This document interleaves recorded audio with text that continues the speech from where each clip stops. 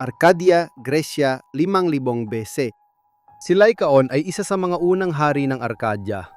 Isang reyon na noong malayong nakaraan ay isa sa mga pinakamarilag na lugar na umiral kailanman.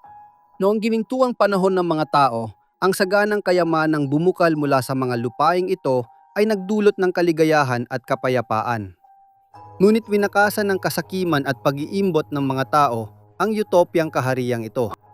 Si Haring Lycaon, na minsan ay isang madaspang at walang pusong lalaki, ay tila determinadong ibalik ang kasaganaan ng ginintuang panahon ng Arcadia.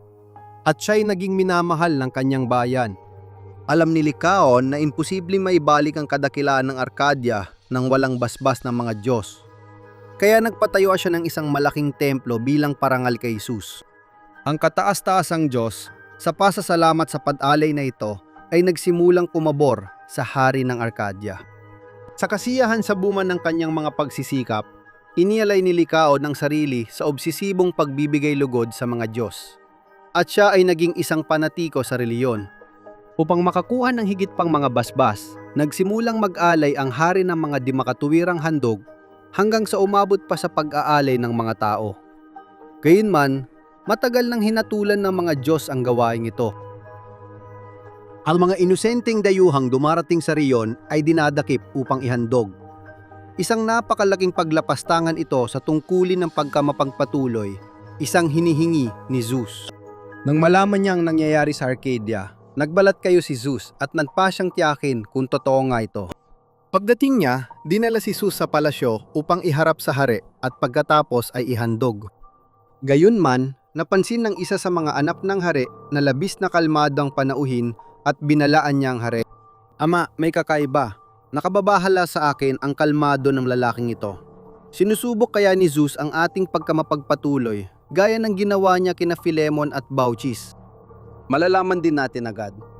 Nagutos ang hari ng isang piging bilang parangal sa panauhin. Ngunit ang pangunahing putahe ay isang bagay na kakaiba sa kasindak-sindak na paraan. Nagsimulang ihanda ang piging na may iba't ibang masasarap na pagkain. Imihay ng pangunahing putahe at nasindak si Zeus. Isang bandehadong may lamang-laman ng tao ang inilapag sa mesa. Kinain ni Lycaon at ng kanyang anak ang kasuklam-suklam na pagkain. Hindi mo naman tatanggihan ang aming pagkamapagpatuloy, hindi ba? Mga sumpaing panatiko. Nilapastangan ninyo ang pagsamba sa mga Diyos sa isang kasuklam-suklang na paraan at babayaran ninyo ang halaga ng sakrilehiyong ito. Nagsimimulang maging pangil ang mga nipi ni Lycaon at natakpan ng balahibo ang kanyang balat. Ginawang mga nilalang na kalahating tao at kalahating lobo ni Zeus, si Lycaon at ang kanyang mga inapo.